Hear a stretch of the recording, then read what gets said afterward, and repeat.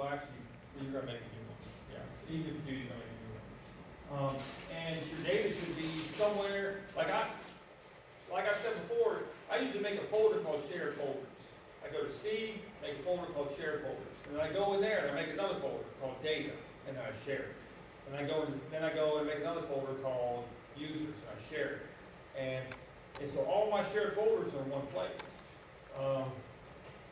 Because, like if I right click on start and go to computer management, I can go to shared folders right there, and I go to shares, and that tells me where all my shared folders are. Well, you can see right here, I've got a shared folder called secret dollar sign in shared folders. And I got one called money in shared folders. And I got one called files in shared folders. And I got one called data on C. You know, well, if I put them all into shared folders, I can back everything up. It's easy. I just say back up shared folders. If I scatter them all over my hard drive, I got to back up C data. I got to back up C shared folders. I got to back up, C,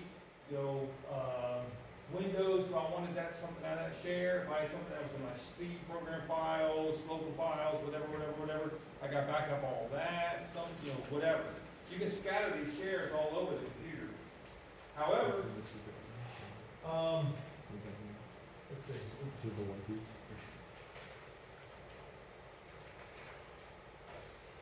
There we go. Doesn't matter where they are. The user can still see them. I type in backslash, and then I actually type the back, but I type the server name, and all my shares are there, right? So what I'm saying is, you don't have to scatter them all over the hard drive. You can put them all in one place, then you back up one thing. So when I back this computer up, I need to back up C, shared folders right there. And there's all my shared folders. So and actually I got one in there called data that must be old data I need to get rid of. If I go to properties on that and sharing, that's not shared.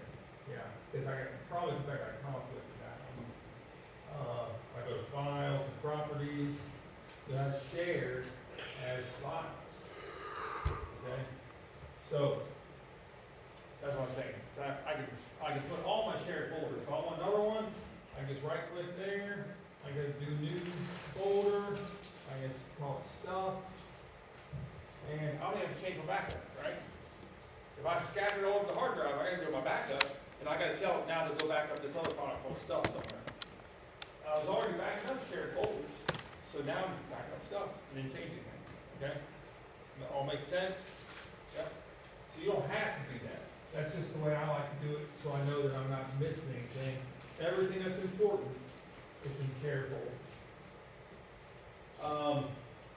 This chapter is short, and it is so simple and not in depth at all. Not nearly what we're going to do in class. They tell you to back up your data. They back up in quotes. So they don't say how to do it. We're going to do bare metal restores back here. So you got to back up a computer, and I'm going to erase it. You have to restore it, just like it was. That's the boss's computer. I got one in Greenville, and I got a backup running it. I haven't checked in a while, but I hope I do. And if his computer fails, I can put it back like it was, without much trouble. But all his data is on the server or on the cloud anyway.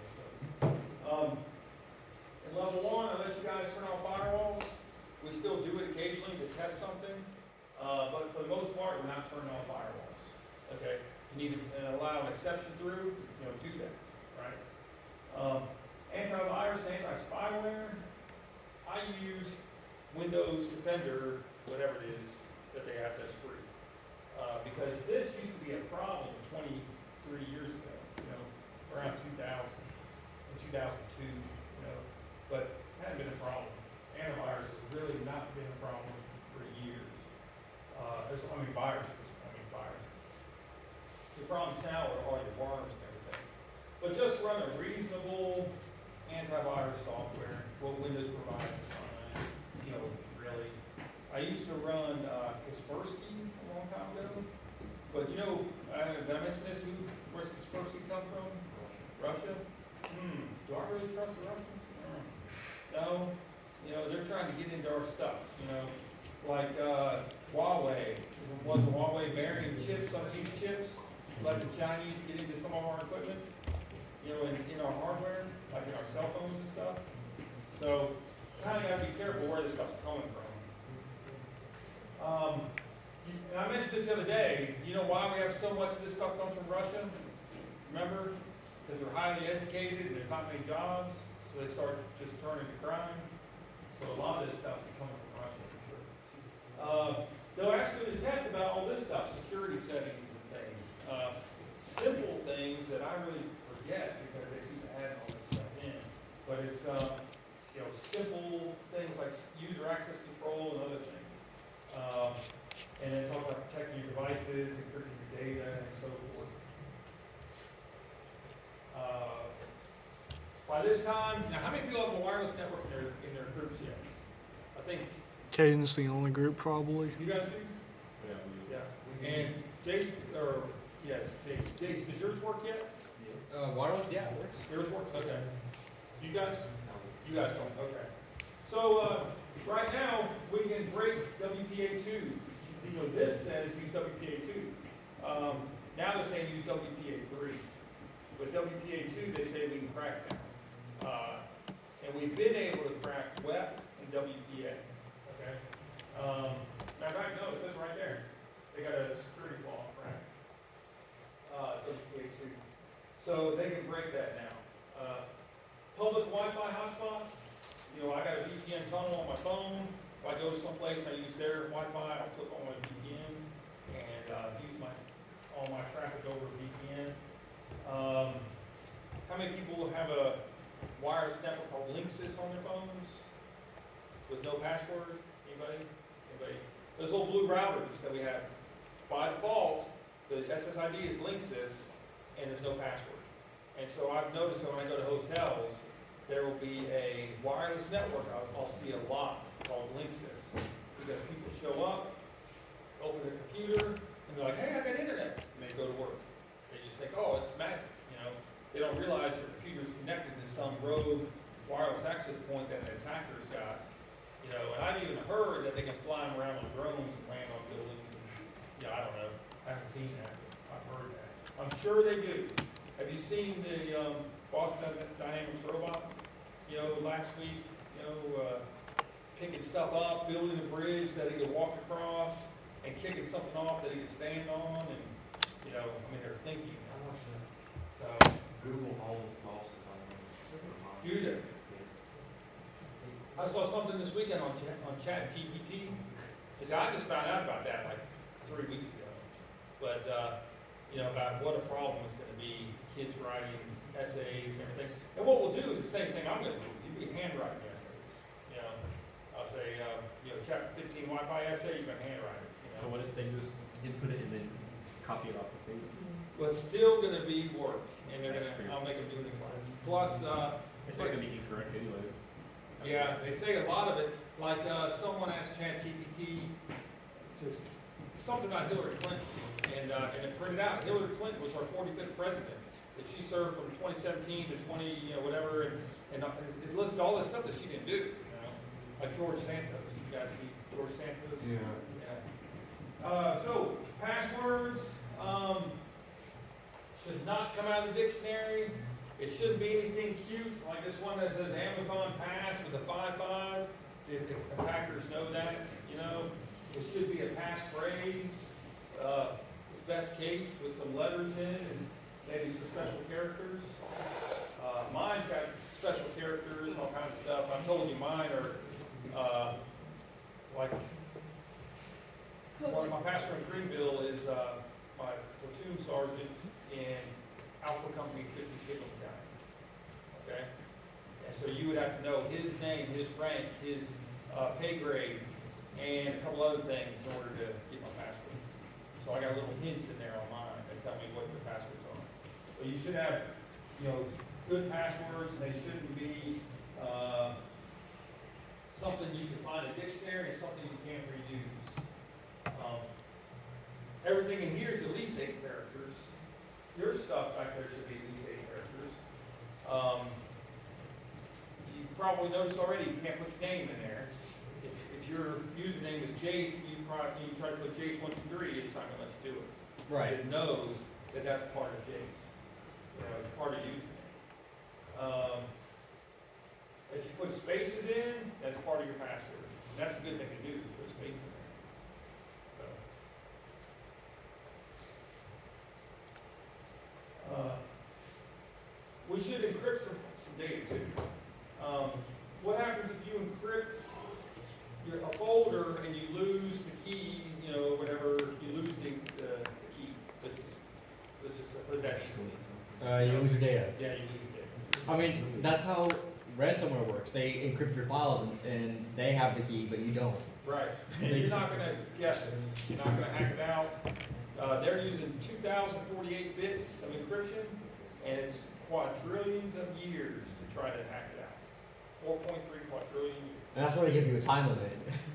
Yeah, and they give you like 2 days to pay the ransom. And I know somebody that got it, and they had to pay 10 Bitcoin to get it unlocked. However, at the time, that was $750. Yeah, but now 10 Bitcoin is $200,000. Yeah. Yeah. 220,000. At the time, it was 750. But the ransomware people have good customer service. If you get encrypted and you call them and you give them the payment, you'll get the key almost all the time because they want you to know that they have good customer service. Otherwise, they're not going to get any money, right? So they do have good customer service. They respond. But the best thing to do is with ransomware is back your data up. All right, back up your data.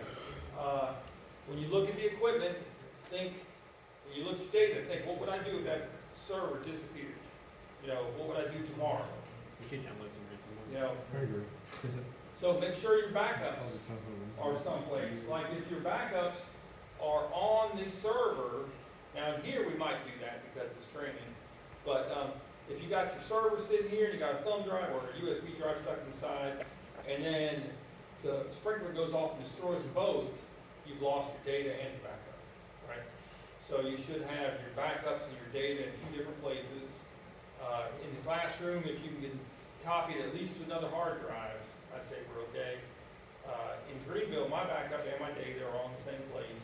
They used to be in 2 different buildings, but we don't own that building anymore. So I just moved it into our one building in a vault. It's in a concrete vault, like as big as that room over there, you know. So, you know, hopefully we won't have trouble. And it's fireproof, hopefully we won't have trouble.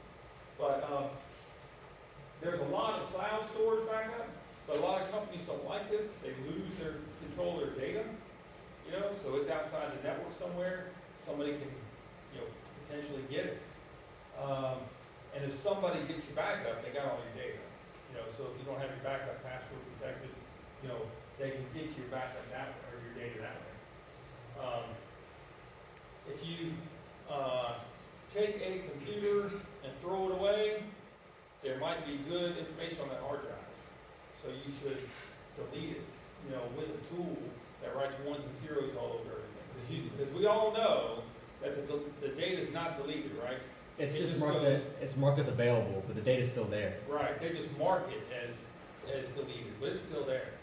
And what other thing in this school, not in this room, but in this school that you can think of that would have a lot of secure, confidential, proprietary, or not proprietary, but just confidential data on it? Probably Power School servers. Well, that's on the cloud somewhere. Right, yeah. That's password protected. But what piece of equipment can you think of that I'm gonna replace like every 2 to 3 years, and it's got a ton of data on it? Computers. Was that, The computers and in any of the classrooms. no, I mean, they could be, but these don't have data on them. But I'll just go ahead and tell you, the printer, Yeah, the fax, I was thinking the Yeah. fax machine. there's a hard drive in that thing. And people go off and they take their pay information and all this medical stuff or whatever, and they stick it in there and hit copy or whatever, they hit, you know, fax or whatever they're gonna do. It scans it in and copies that to a hard drive inside. And that's, I mean, I can go back through and find all kinds of stuff I can find everything on that hard drive. So you should, be aware of that. that, because a lot of stuff just gets shipped out, and the company, like this is from, Sharp Autosys printers. So Sharp will, give us a new printer, like, here, you got an upgrade. They'll take the old printer and they'll roll it off the truck. They don't do anything else with that printer. They just take it and liquidate it. They sell it on eBay or something. And so your data might end up somewhere else, you know, people going through all that stuff, get social security numbers, and everything else. Anytime we get a new computer at the house, I look over and take it apart and make sure I have all those files. Mm-hmm. Yep. I've had to break, hard drives before. You ever seen the inside of a hard drive? I got one here. Let's open. Maybe. Maybe. Here.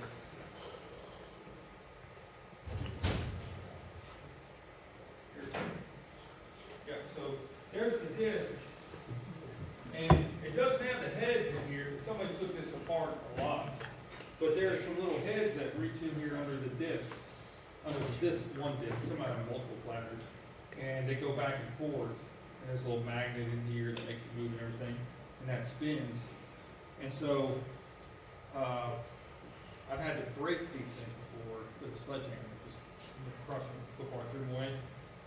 I was on Fort Jackson, and I said, I need, you know, I got your new hard drive, because they had a bad one. And they said, okay, and they wanted the good one. I said, well, I need the bad one. They said, well, I can't give you the bad one because it has confidential data on it. I said, well, I can't give you the good one until you give me the bad one, you know? So, he said, all right, hold on a second. So he left, and he said he had to get it degoused, which is where they stick it in a big magnet. It's like a microwave oven with just magnets in it. And it just erases everything. But he said he couldn't get it done until like the next week or something. So anyway, he came back a few minutes later, and he said, here's your hard drive, you know. And I said, oh, okay. Did I tell you this story? Remember this? Oh, okay. Think so? And so anyway, I gave him a new one, and I said, what'd you do? And he said, I took the platters out. And so he took the screws off of it, opened it up, and took the little platter out, and then gave me just the aluminum hull, the case, you know. But it had a serial number on it, so I just turned it in like that, you know. And I guess maybe one day somebody took it apart, probably not, but, you know, they probably just threw it in the shredder, you know, who knows? Yes, sir. Put in one of those industrial grinders. Yeah, I built one of those industrial grinders that just shreds them. So that's what's in there. But, now everything's SSD, you know, there's still spinning disks. I mean, my server in there is all spinning disks. If you want big storage, like terabytes and terabytes, you're gonna want hard Yeah. disks. Yeah, we still want hard disks. And believe it or not, we're still using tape. You know, people are still backing up their data with tape. And I would be too in Greenville, but it's just so expensive. They still sell used type. Yeah, yeah, you can buy tapes. But the problem with the tapes is the drive only lasts for about 2 to 4 years, 2 to 3. And then you've outgrown what the drive will do. And you gotta buy a bigger type of tape, which then requires a different hard drive. And before you know it, I mean, every time you do this, it's like $10,000, you know? And so I quit using tapes because it just, it got so expensive, but I've been using tapes like, if I didn't want to spend money. You know what two-factor authentication is, right? Just Logitech, when I went to the VA, like last Friday, I went to VA, and before the doctors and nurses would sit down at the computer and do anything, they would take a card, well, it's not one of these, but it's a little card with their ID on it, and they'd stick it in the keyboard, and then they would type in their username and password. So that way they had the card and they had their password. So it's 2 kinds of authentication you get. And biometric scan, we know what that is, right? Where they just look at your face and everything. So this right here, OAuth 2.0. So this is where you are accessing through a third party. You're authenticating through a third party. And so you're trying to get into this thing right here. And so you're saying, hey, let me in. And he goes and he talks back and forth to these servers. And it has you on record, kind of like when you sign in with Google. Because you go to websites and it says sign in with Google or ID me or something like that, or Facebook. so you're using a third party to authenticate. Okay? They say don't share too much on social media. You guys do way too much on social media. You go way too much stuff on. Okay? You guys is a very strong term. Yeah. Yeah. Your generation. We don't fall under that category. At least me and him. I can't say for these other guys. Yeah. Okay. Good. I wonder how much information we could look up about me right now. Well, that is a lab that's in chapter 3. You have to look up and find out your, how much you have online that people can steal from you. Well, technically, I'm clean. there are websites where you, if you get their email or phone number or anything, or even their full, like, exact full name, you can get, like, all that information. I'm clean. Yeah. Nobody's finding anything about me. Oh yeah. Yeah. You're wrong. Well, screw you. It's amazing how much stuff is out there. You know? Hey, how many people use, the in-private browsing or incognito mode? I had to use it this morning. I was paying, taxes on IRS.gov. I don't have to use it, but I do go there, and that way none of that stuff stays. I use incognito every day. Yeah, there it is. Stupid question. I'm like, I don't know. I don't want anybody to know this. I'm like, I feel like I'm gonna look at these stupid questions, Yes, so I need to go into incognito.